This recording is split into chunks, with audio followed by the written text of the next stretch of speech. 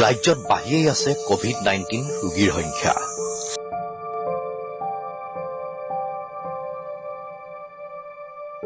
কৰোণাতংক আৰু লকডাউনৰ মাজতে আজি পুৱাই মৰাণৰ সমীপৰ বামুণবাৰীত চেনিটাইজেশ্যন কৰিলে কেইগৰাকীমান সচেতন ব্যক্তিয়ে।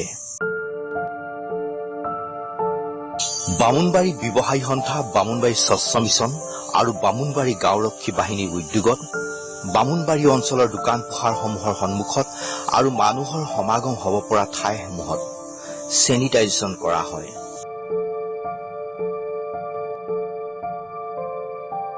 আনহাতে সামাজিক দূৰত্ব বজাই ৰাখিবলৈ আৰু চৰকাৰী নীতি নিৰ্দেশনা পালন কৰিবলৈও আহ্বান জনায় যুৱকৰ দলটোৱে।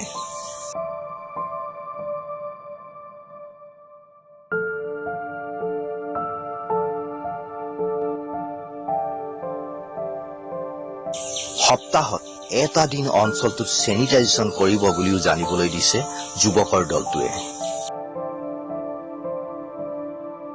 আমি আজি বামুণবাৰী ব্যৱসায় সন্থা আৰু স্বচ্ছ ভাৰত বামুণবাৰী আমি বামুণবাৰীখনত গোটেই বামুণবাৰীখনতে চেনিটাইজেশ্যন কৰা হৈছে। থানাৰ পৰা লৈ তেল ডিপু আৰু সমগ্ৰ বামুণবাৰীৰ গোটেই দোকানবিলাকতে বেংক আছে, সকলোতে আমি চেনিটাইজ কৰিছোঁ। ৰাইজক এইটোৱে জনাব বিচাৰোঁ যে যিহেতু সমগ্ৰ বিশ্বতে কৰোণাই মহামাৰী ৰূপে ৰূপ ধাৰণ কৰিছে, এই সময়ত আমি সকলোৱে দূৰত্ব বজাই ৰখাটো খুব প্ৰয়োজন আৰু মাস্ক লগোৱাটো খুব প্ৰয়োজন। আমি বামুণবাৰী ব্যৱসায় সন্থা আৰু লগতে স্বচ্ছ ভাৰত মিছন আৰু বামুণবাৰী গাঁওৰক্ষী বাহিনী আৰু বামুণবাৰী ৰাইজৰ সহযোগত আমি আজি চেনিটাইজিং ব্যৱস্থা কৰিছোঁ।